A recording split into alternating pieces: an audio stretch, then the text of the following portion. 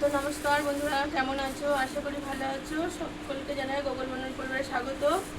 তো দেখো, সকালবেলার বাবা বাজার টাজার করে রেখে গেছে, রান্নাবান্না আমার হয়ে গেছে। আবার দুপুরবেলায় এখন এইগুলো সব নিয়ে এসছে কালকের জন্য। তো একদিকে ভালো হয়েছে, আনা থাকলে কি বলো তাড়াতাড়ি রান্নাটা হয়ে যায়। তো আমি বলছি তাহলে এবার একটু গুছিয়ে নিই।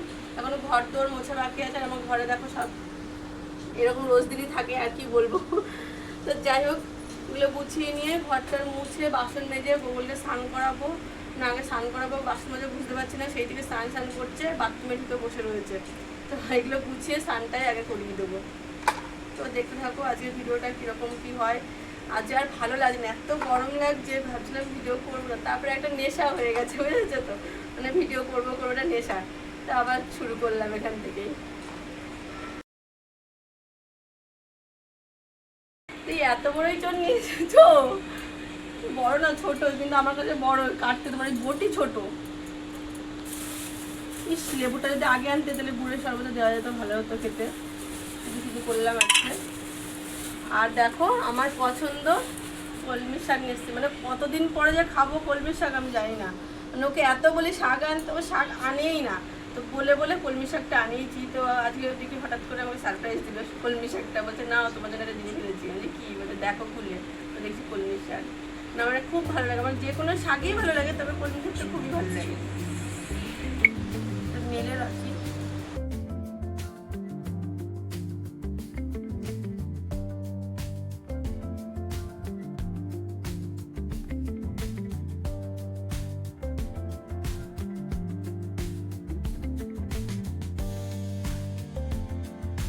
তো দেখো গোগলে এখন জুস খাচ্ছে স্নান করে।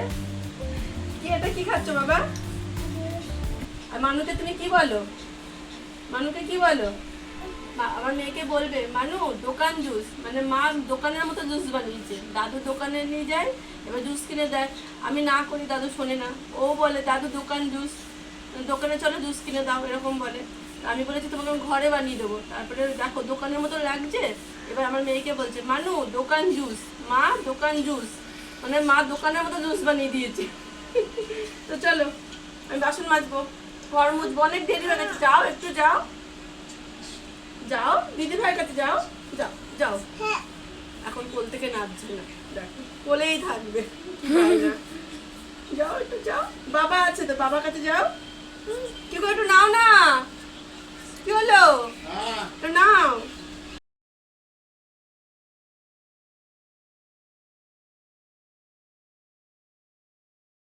দেখো আমরা সব খেতে বসে গেছি এবারে। দেখো আজকে দুপুরে কি কি রান্না হয়েছে।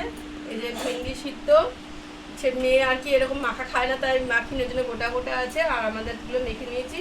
আর এটা আমার কাকু দিয়ে গেছে মরলা মাছের চচ্চড়ি, নাকি ঝাল যাই হোক ভাবে দিয়েছে। আর এই যে লেবু শশা আর পেঁপে দিয়ে ডাল, গরমের মধ্যে খুবই ভালো খাবার। আর এই মাছের ঝোলটা হেভি লাগে, মেথি আর হচ্ছে রাঁধুনি ফোড়ন দিয়ে করা হয়। তবে আলু পেঁপে ঝিঙে যা ইচ্ছা দিয়ে করা যেতে পারে। তো আমি আজকে আলু পটল দিয়ে করেছি এরকম মাছের ঝোল, খুবই ভালো লাগে খেতে। তবে আজকে রেসিপিটা তোমাদের দেখাচ্ছি না, অন্য আরেকদিন করবো, সেদিন তোমাদের দেখাবো। তখন খেয়ে নিই, নাও নাও। তো এখন বাজে সন্ধ্যা 6টা। আমি এখন একটু সাবুর পায়েস বানাবো, আর গোগল ও ছোট্ট আমার ঘরে ঘুমাচ্ছে, উঠলেই আর কি খেতে পারা যাতে। তো আমি সাবুটা প্রায় 2 ঘন্টা ভিজিয়ে রেখেছিলাম, বেশ ভালো মতো নরম হয়ে গেছে। আর এখন জলটা ঝরিয়েও নিয়েছি।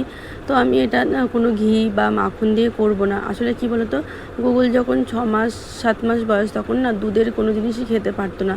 তো ও আবার দুধ ছাড়া কিন্তু থাকতেও পারে না, দুধ খেতে খুবই ভালোবাসে, দুধ ছাড়া ঘুমাতেও পারে না। তবে ওকে আমি ওই যে জিরোল একটা খাওয়াতাম। আর ডাক্তার বলে দিয়েছিল যে সাবু চিড়ে এসব খাওয়াতে পারো, তার মধ্যে কোনোদিন আমি ঘি দিইনি সাবুতে, আজও দেবো না তাই।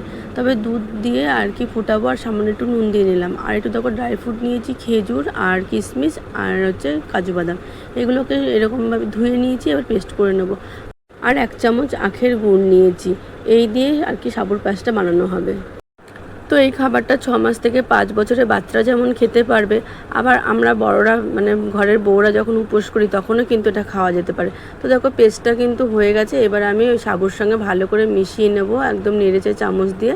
তারপরে কিন্তু আমি এটা ভালো করে মিশে গেলে 1 চামচ যে গুড়টা নিচে আখের সেটাও দিয়ে দেবো। তারপরে ভালো করে নেড়ে ফুটিয়ে নেবো কিছুক্ষণ।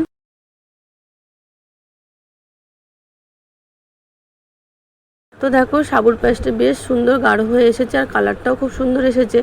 এটা এবার আমি বন্ধ করে দেবো, মানে গ্যাসটা বন্ধ করে দেবো, তারপর ঢাকা দিয়ে রাখবো, গোগল উঠলে তারপরে খাবে।